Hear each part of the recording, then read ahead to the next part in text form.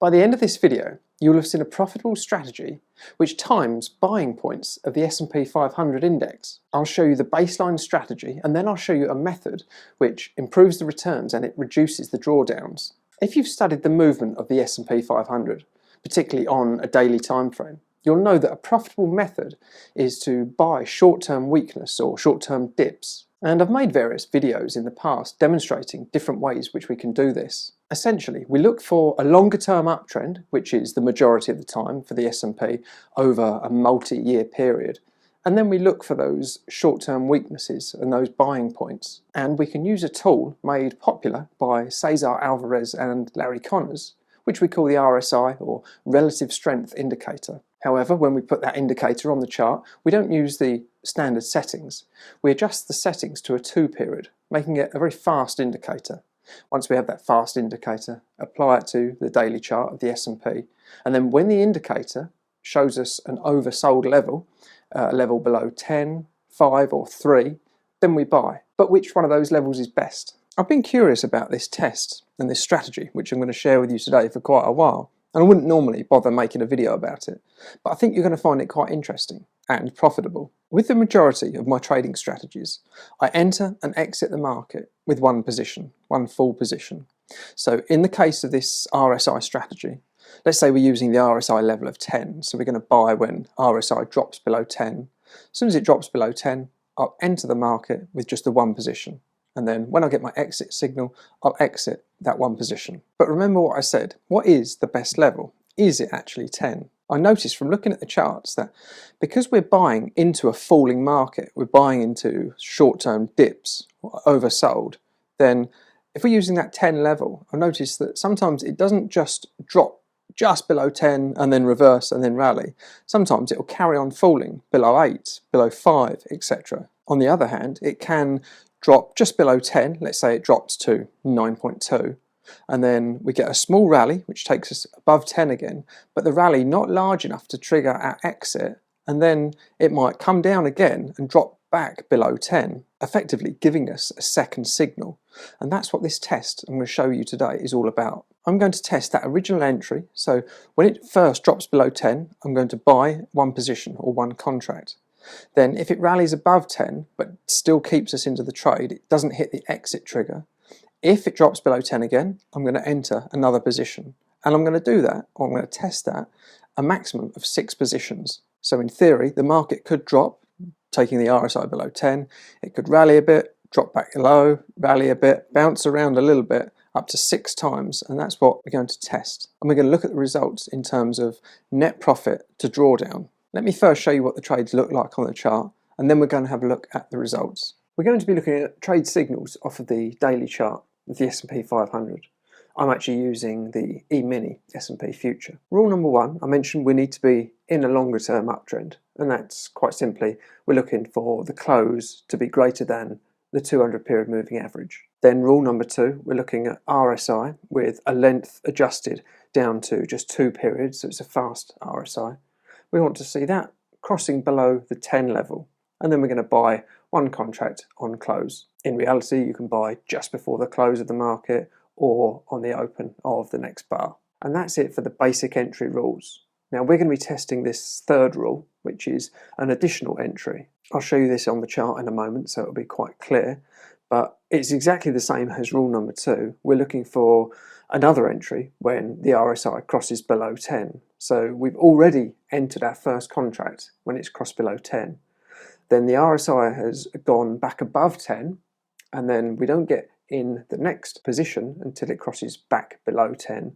And if RSI continued to bounce between, let's say, 8 and 20 for 5 times, then that would actually get us into 5 positions. And for this strategy, it's just a long only. We're only looking for buying points. Now, looking at the trade exits, ever so simple. We're using RSI again, the 2 period RSI, and we just want it to cross above 70, and then we sell on the close, or just before the close, or the open of the next bar. And that's just an exit into some short-term strength. Looking at the chart, and I'll mention here that I actually use Tradestation to do these tests, and as I said, we're using the E-mini, and I'm using the @ES, which is the continuous contract of the E-mini. S&P future. So what you can see is the daily price chart.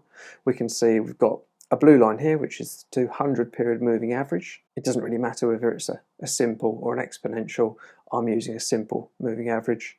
And then down below, we've got our RSI set to 2 periods. And we can see the first entry here is when the RSI dropped below the 10 level. This lower green line is the 10 level. And we entered on the close.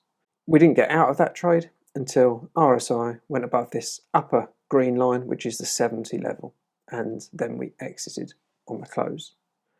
Next trade here, when RSI dropped below 10 again, and exit when it goes above 70. Got another one here, another one here, and another one here. Notice we're just buying one position at a time. So that's the basic strategy with just one position. Looking at the multiple entry system, looking here, we've just got the one entry because it dropped below 10 and then hit our exit target and we got out. The same here. But look at this one here. We've entered here when RSI dropped below 10. RSI then rallied, but it didn't hit 70, so we didn't get out. But then it dropped back below 10 here, so we entered a second contract. Then we had a very short rally at just above 10, but not enough to get us out. Then it dropped back below 10, and then we got us into a third contract. And then eventually we got a rally, and the RSI went above 70, and we exited all of our positions. Our first position, you can see with this red dotted line, was actually a losing trade, but position 2 and position 3 were both profitable trades. And the next trade on the chart is just a single entry because we just had that single dip below the 10 level. The testing I've done using the Tradestation data is from January 2005 through to August 2023. Now here's the results. I've collectively just put them in this table so we can easily see the effect on taking multiple positions. I've tested from taking just one position. This is taking a second position, a third, fourth, fifth and sixth. And you'll see that the results from a third position through to a sixth position don't change whatsoever. So we only really get up to about 3 dips below the 10 level before we get an exit. So let's focus on one position, two position, and a third position. Now we've got 2 columns here. One's the intraday returns, and the other one is the close to close. Close to close is simple. It's looking at closed out trades because intraday we could have, let's say, a drawdown of $1,000 and then the trade might actually close for a $400 profit.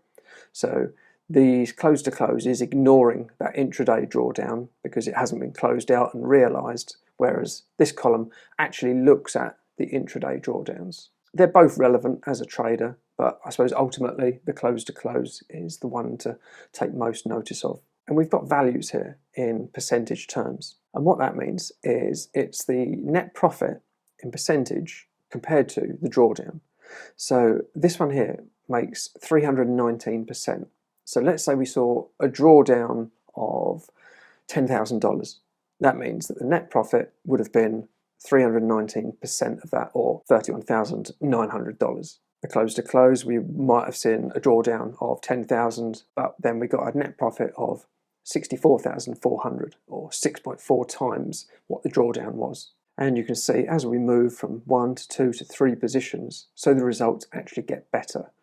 The best being 3 positions. So here, let's say we still had that $10,000 drawdown, then the net profit would have been 82,000. In reality, the drawdown would probably have been a lot more than just taking the one position, but so was the net profit. And the ratio between the net profit and the drawdown is much higher using the 3 positions. Next, we go to Tradestation and I'll show you the equity curves for both using just the one position and the best, which is using the 3 positions.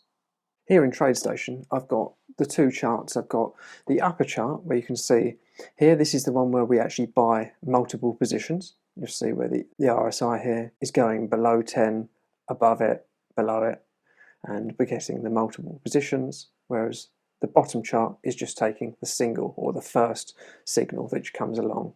So let's have a look at the performance report firstly for this bottom chart, which just uses the single entry. There's what the equity curve looks like, pretty good over that, what's that, 18-year or so period. For some reason this strategy actually was performing pretty badly during, I remember it, 2018, didn't really pick up until 2020. So for a couple of years this strategy was really underperforming, but it soon picked up, and you can see that we are making new highs currently. So that's what the equity curve looks like for the single entry. And for the multiple entry, the equity curve looks very, very similar. Still got that bad period, maybe doesn't look quite as bad, and we are still making new highs, which is great. Both strategies do have very large average trade values. Here we see $668, and they're both reasonably high percent profitable. This one's 78% profitable. In case you just want to see the other one, let's compare. $636 average trade, very similar, and percent profitable, slightly more, 79% profitable. So it's clear from those results that adding to positions once we're already in a trade, adding the positions when we get new signals from the RSI, is actually more profitable in terms of net profit to drawdown than just taking that one original position. Now, if you're thinking along the same lines as me, that raises a couple of questions. But just before we discuss those questions, I want to give you the opportunity to access some rule-based Forex strategies. I've put a collection of 3 Forex strategies together in my 22-page Beat the Market Strategy Guidebook. And at the moment, you can get it absolutely free. All you need to do is find the link down in the description and you can get access immediately. And once you've got that, or if you already have that and you want some more trading strategies, some better trading strategies, then you should probably check out my popular trading course. Not only will you get the strategies, but you'll also get the codes for the strategies if you want to automate the trading like I do. I know many of you have found it very useful already, but you can get more information all about the course using the link which is also down in the description. After seeing the results, my immediate question to myself, and I'm sure you're probably thinking the same, is if taking the additional entries up to 3 positions improves the results, then what about if we only took that 3rd position? What about if we waited for the first drop below 10 and then a little rally, then the second drop below 10, little rally, and then only took when that RSI dropped below 10 for the 3rd time? Initially, thinking about it, I'd expect far less trades because it doesn't happen very often, but I would expect those trades to be of far better quality. It's something that I definitely want to test out. Let me know if you'd like to see the test results for that too. And the other obvious test is that RSI level. In the past, when I've created strategies using the RSI, I've liked to use the 10 level. I find it's a compromise between the amount of trades and the quality of the trade. But we could drop that level to, say, 5 or 3 and then test taking those additional positions. Of course, again, we're going to get less trades, but I expect our trades will be of far better quality. Another test which I think is well worth doing. Well, that'll have to wait for another video because that's all for this video today. I hope you've enjoyed it and I hope you've learned something from it. If you have, please give the video a thumbs up, and you could subscribe to the channel if you want to see more testing and trading videos like this one. I hope to see you next time on the next video, but until then, this is Jared Goodwin, and thank you.